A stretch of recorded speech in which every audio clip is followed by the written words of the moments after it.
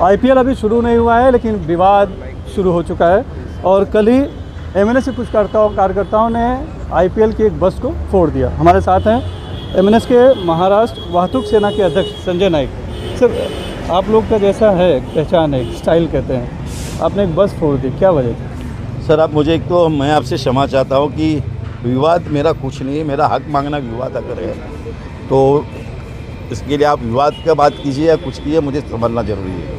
विवाद की बात नहीं है कि यहाँ महाराष्ट्र में अगर मुंबई में आईपीएल हो रही है तो इसके पहले भी आईपीएल होती थी, पूरे देश में होती थी, तभी आईपीएल वाले वहाँ के राज्य के या किसी को एक को देते थे। लेकिन पिछली बार हमारे मुंबई में और महाराष्ट्र में जो आईपीएल हो रही थी तभी मुझे पता चला था, तभी मैंने इन दिल्ली वाले जो ट्रांसपोर्टर थे उनको मैंने समझ दी थी, लेटर भी लिखा था, लेकिन उनका कुछ जवाब नहीं आया था। लेकिन इस साल जब पता चला कि आईपीएल हो रही है और उसके बावजूद मेरे महाराष्ट्र के उतने सक्षम वाहतूकदार है होते हुए भी दिल्ली वालों को अगर मौका दिया जाता है, दिल्ली की ट्रांसपोर्ट और महाराष्ट्र की ट्रांसपोर्ट की जो फ़र्क है मैं आपको बताना चाहता हूँ कि दिल्ली में टैक्स भरना नहीं पड़ता, यहाँ टैक्स भरना पड़ता है।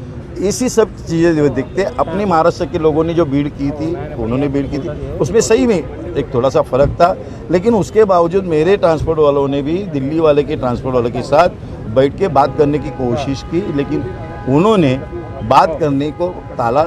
इस बहाने जब मुझे पता चला एक यूनियन के नाते तो मैंने इशारा दिया था, मैंने सरकार दरबार में भी खत लिखे, ट्रांसपोर्ट वाले जो उनको मिला था उनके ऑफिस में जाके किए, ईमेल किया, लेकिन एक भी जवाब उनकी तरफ से नहीं आ रहा था। अगर जवाब नहीं आ रहा है तो कहीं ना कहीं दिखाना जरूरी है कि भाई आप मत आना, कहीं तो बैठ के बात करनी जरूरी है। लेकिन बातचीत में आपने ही माना कि उनको वहाँ पर सस्ता पड़ रहा था, उनके ट्रांसपोर्ट से यहाँ के महंगे पड़ रहे हैं। कोई भी अगर कारोबारी है तो वो सोचता है कि सस्ता कहाँ हो, इसके पीछे कहीं कोई दुर्भावना जैसी बात तो नहीं है? नहीं, दुर्भावना की बात नहीं है सर, मैं आपको यही बताना चाहता हूँ कि इस चीज़ को ऑर्गेनाइजेशन वालों ने भी सोचना चाहिए कि अगर आप यहाँ के लोगों के सामने कर रहे हो, यहाँ के रास्ते का इस्तेमाल हो रहा है, यहाँ के लाइट का इस्तेमाल हो रहा है, तो यहाँ के ट्रांसपोर्ट की जिम्मेदारी ज़रूरत नहीं है, उनको होनी ज़रूरी है। यह मैं आपको बता रहा हूँ कि अगर सब चीज़ महाराष्ट्र की होगी, स्टेडियम महाराष्ट्र में होंगे, आदमी भी महाराष्ट्र के होंगे, तो ट्रांसपोर्ट भी महाराष्ट्र का होना चाहिए।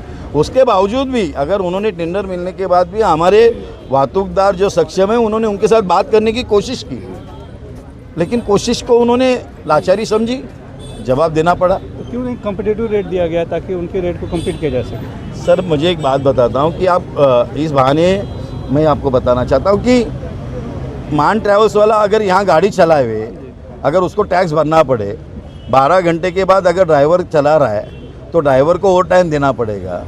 ये सब चीज़ें दिल्ली में नहीं है, आप क्यों नहीं समझ में ले रहे? लेकिन जब मुंबई में आएंगे तब तो लागू होगा। उनको यहाँ ही रहना, ड्राइवर लोगों को अपने लेबर लॉ के हिसाब से हमारे यहाँ तो ओवर टाइम देना पड़ रहा है। तो ये सब चीज़ें देखते हुए अपने लोगों ने भीड़ की थी, ज़्यादा फर्क नहीं था, 1000 का फ़र्क था, तो भी उन्होंने बात की उनके साथ, लेकिन उन्होंने बात से ठुकरा दी। तो फिर हमारे यहाँ का हमें अगर व्यवसाय नहीं मिल रहा है तो जवाब देना पड़ा था और जवाब दे दिया। तो जवाब का कुछ असर हुआ? असर हो रहा है, फ़ोन आ रहे, बात करेंगे, बात करके माने तो ठीक, नहीं तो फिर है रास्ते का रास्ता, हमारा इतिहास हमारे पास है, यानी हम कानून हाथ में फिर से लेंगे। लेकिन कल जो मामला हुआ सर, आप एक इंसान के नाते मैं अगर हाथ जोड़ के भी अगर समझ में नहीं आ रहा है तो आपका कहना है कि मैं उनके पाँव के पास मेरा सर झुका दूं? हाथ जोड़ के बात कर रहा हूं, जवाब नहीं आ रहा है। हक मांगना अगर मेरा आप गुनाह मान रहे हो तो मैं ज़रूर मांगूंगा हक मेरा। अभी मामला दर्ज हुआ है, आपके लोगों को लाया भी गया यहाँ पे।